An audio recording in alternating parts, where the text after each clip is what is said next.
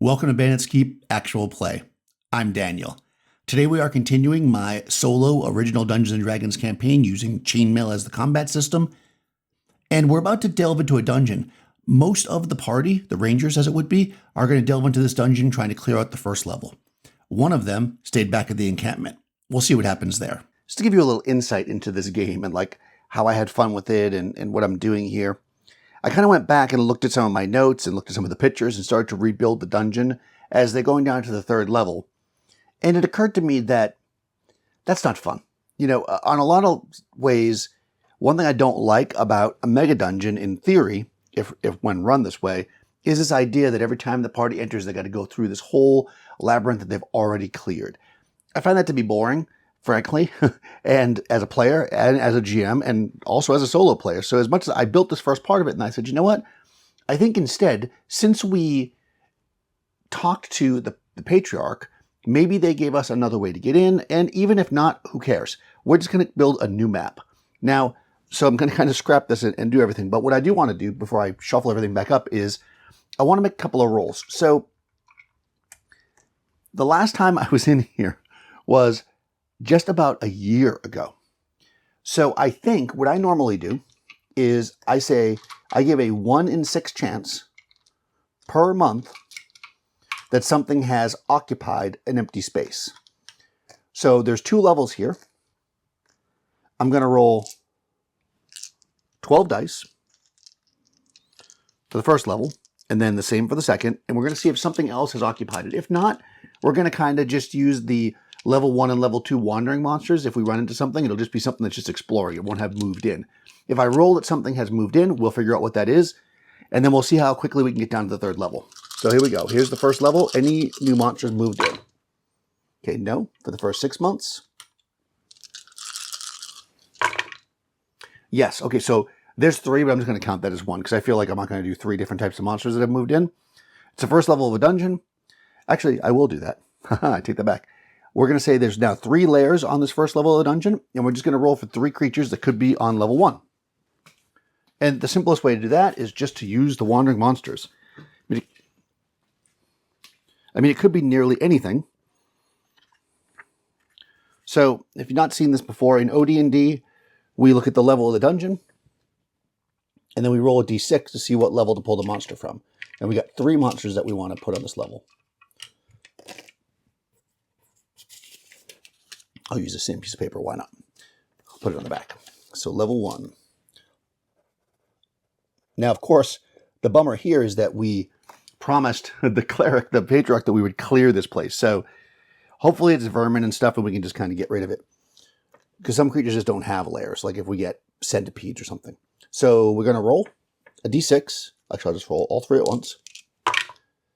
Oh, that's not good. The reason why I say that is we look here. On the die roll of 1, we're going to roll on this. But on the die roll of 5, we're going to roll on level 3 monsters. All right, so we got 1 level 2, 1... Oh, okay, that's not bad. 1 level 1, 1 level 2, 1 level 3 monster. So let's roll a d8 for the level 1 monsters. 7. Some bandits have taken up camp. Well, bandits have a lot of treasures. So that might not actually be bad. And, of course, we didn't bring with us our group of warriors, so we'll see.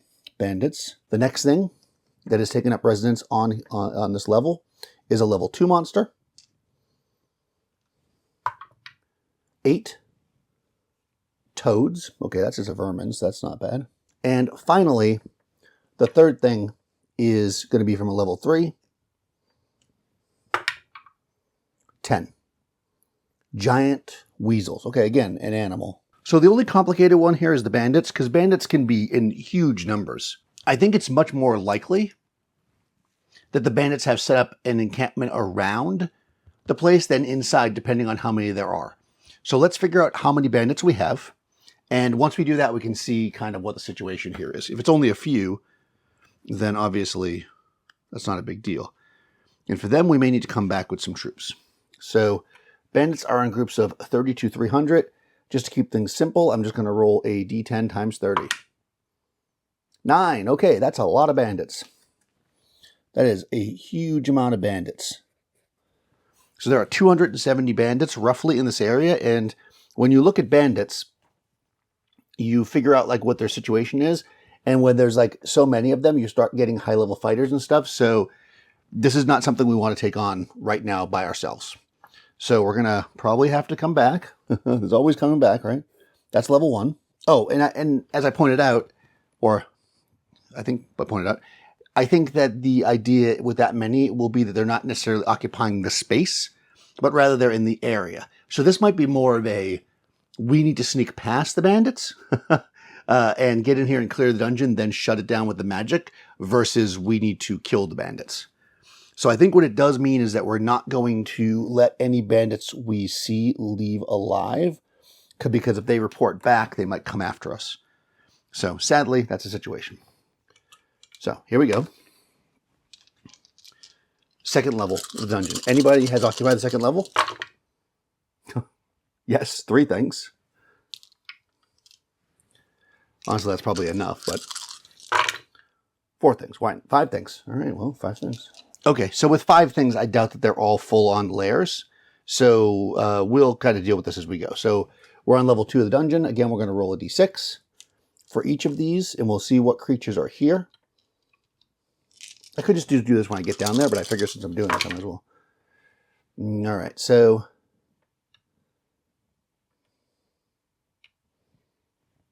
what we've got is, again, level 2 now. We've got a 1 and a 2, so level 1 monsters, level 2 monsters. Then the rest are 4s, so we got 3 level 3s. So what level 1 monster is hanging out here? 4. Orcs, okay. What level 2 monster is hanging out here? Zombies. Okay, interesting.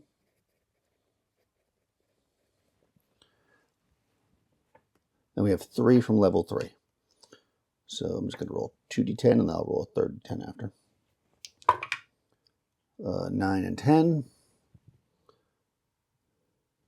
Oh, interesting. So giant snakes, giant weasels. So again, just vermin. Since I did roll these, what I'll end up doing is they'll be random monsters. And once we clear like kind of the main body of things, they'll just be gone if we've encountered them at least once. If not, then we'll have to have at least 1 encounter. And finally, 7.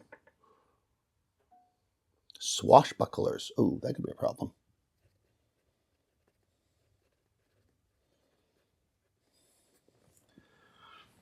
All right. So, I mean, honestly, I automatically said the bandits had taken over, they had layered up here, but it could have been the bandits could just be here, right?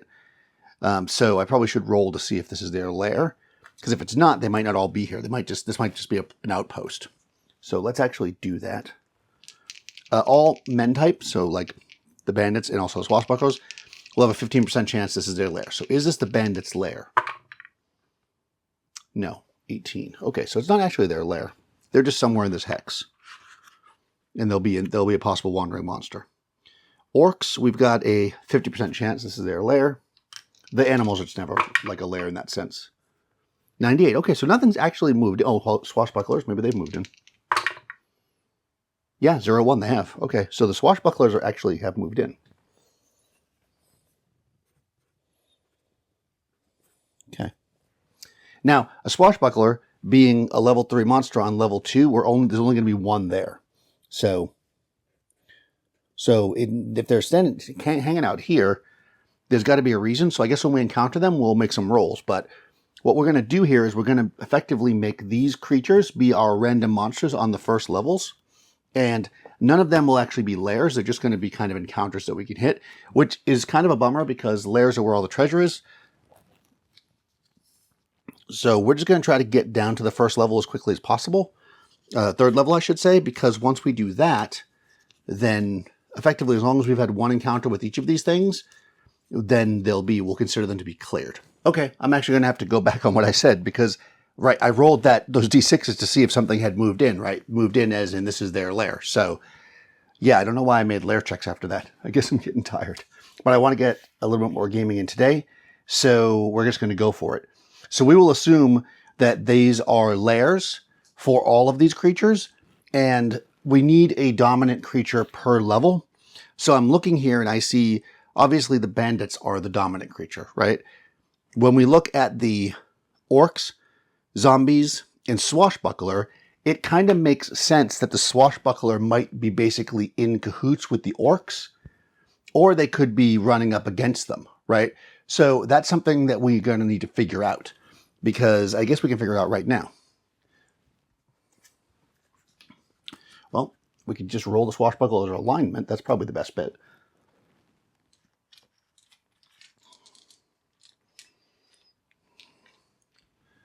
So I'm just going to roll their alignment this way. Let's make it even. So this is from rolling the bones. If I get a sun, they're lawful. A skull, they're chaotic. A nothing, they're neutral. Okay, they are neutral, which means it doesn't mean they're definitely not in cahoots with the orcs, or that they are. So we're just going to make a straight roll here. Now I'm going to roll the bones. Straight up roll the bones as a yes/no question. And so is the swashbuckler the leader of the orcs? Okay, no, and something good. So I'm going to say the swashbuckler is actually actively battling against the orcs. Maybe they're doing hit and run attacks and stuff like that. So the orcs are their own thing. So let's figure out how many orcs are here as well. Get my little book out, just so I can start chopping away at them as we go. Because we're going to, I mean, it's probably much more likely that we're going to have to face them in the open field, or maybe pit them against each other. They're on 2 different levels, though, so that's probably not going to happen. 30 to 300 orcs. Oh, God, there's 300 orcs. Okay. 300 orcs in here. No wonder why that patriarch wanted it cleared out. So we've got 300 orcs and 270 bandits in this underground complex. So clearly it's bigger than we originally thought. Or, I guess, again,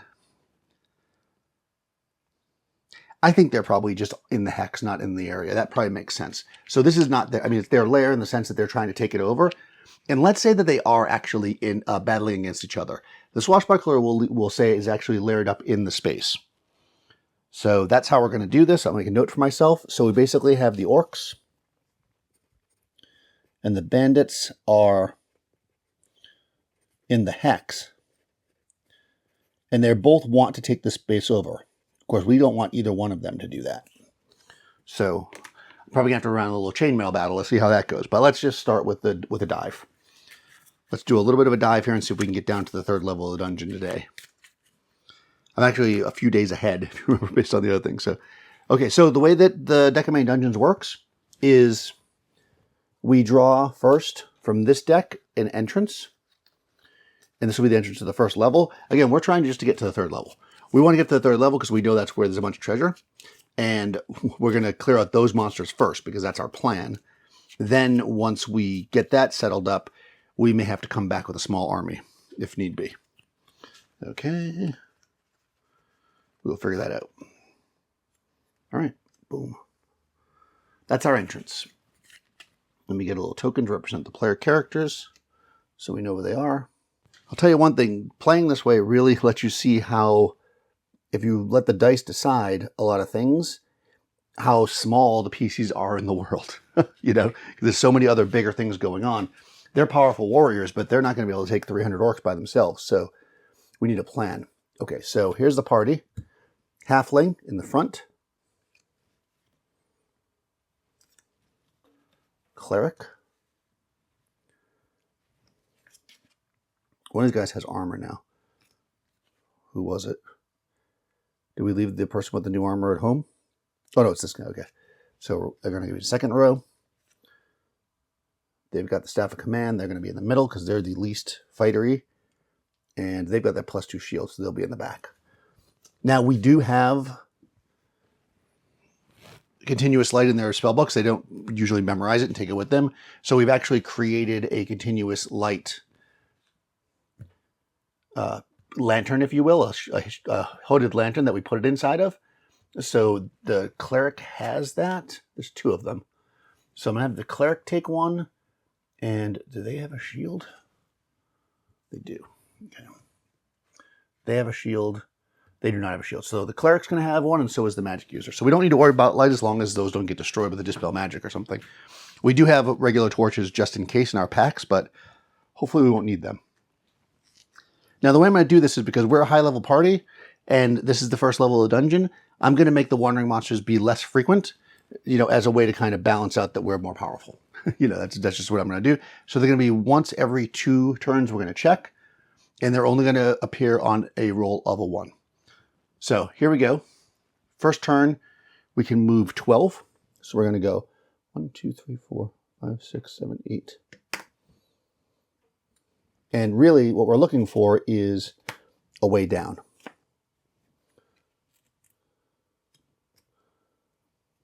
9, 10, 11, 12. Now this calls for a monster, and actually there would be a wandering monster check somewhere in here, so I will just roll it, and if I get it, then they're going to be right there. So again, on the roll, it'll be happen at the end of this turn. On a roll of 1, there's a monster there, otherwise nope. Nope, so there's no monster there. Next turn, 1, 2, 3, 4, 5, 6, 7, 11, 12, so we're right here. Turn 3, 1, 2, 3, 4, 5, 6, 7, 8.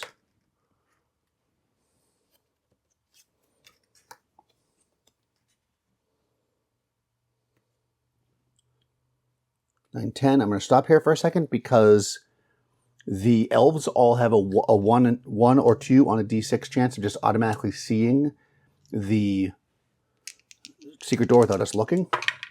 So they see that actually. So they're going to stop there.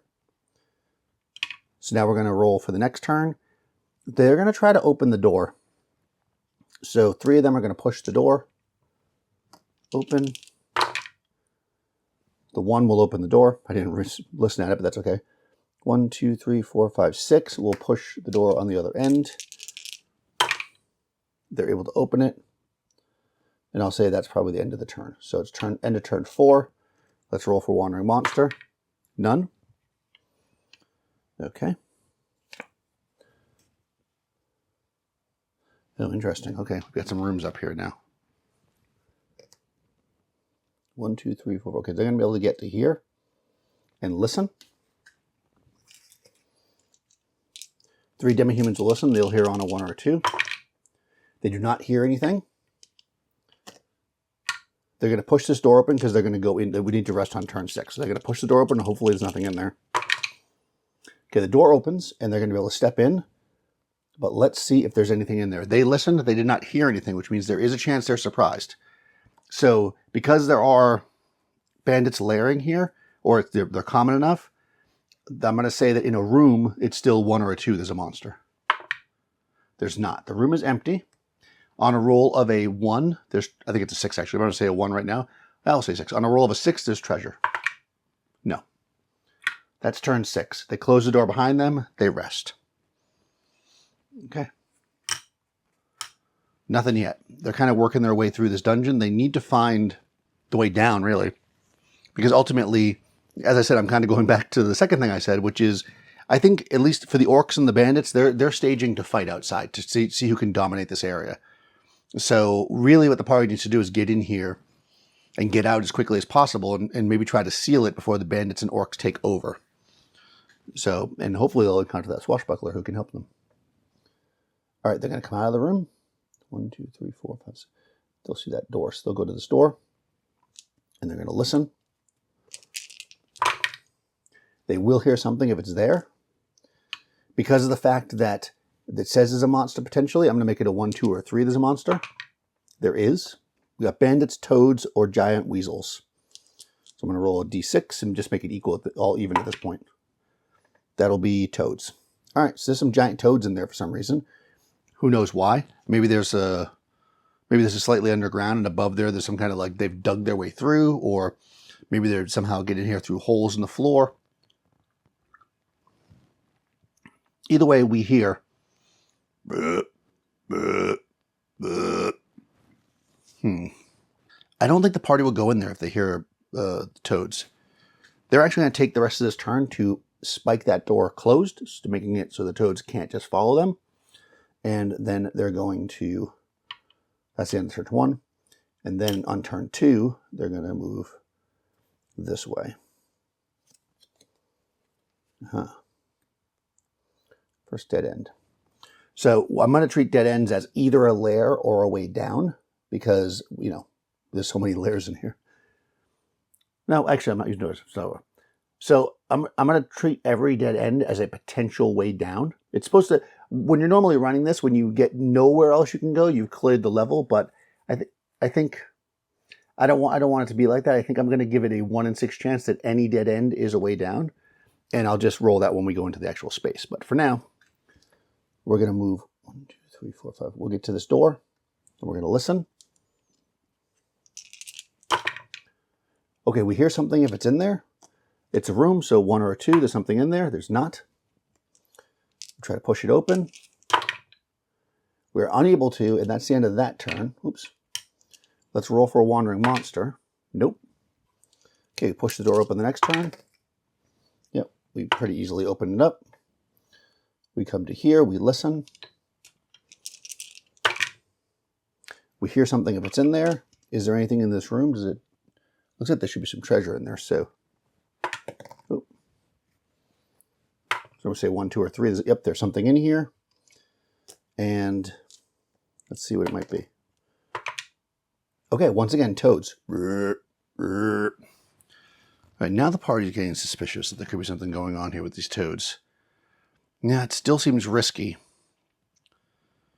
This is where like Wizard Eye or something would be useful. Actually, do I have ESP? No.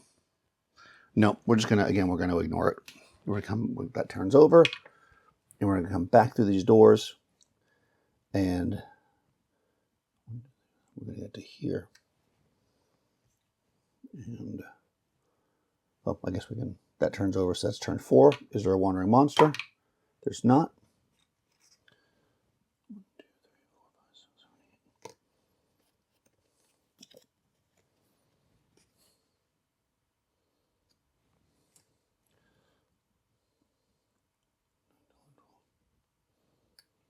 Okay, we get that far.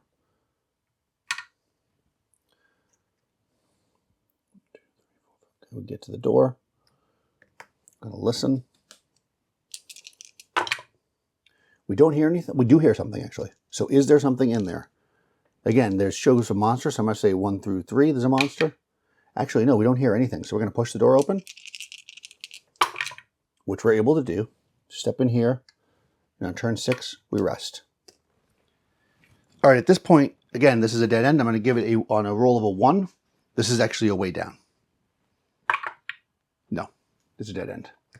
That means the next dead end is probably the way down because there's no... So right now, we've only really heard the toads.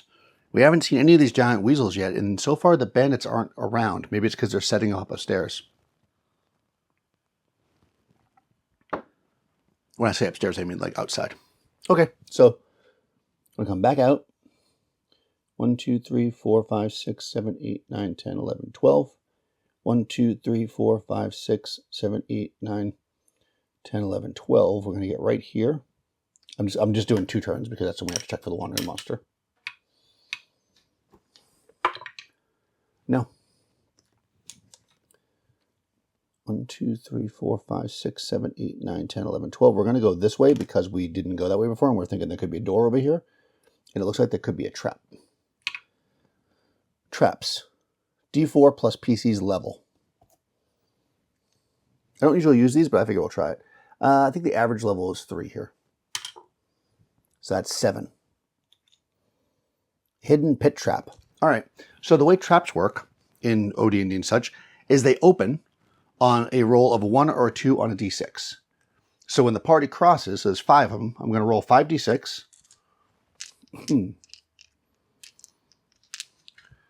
We're going to start with the halfling, so it's going to be 1, 2, 3, 4, 5.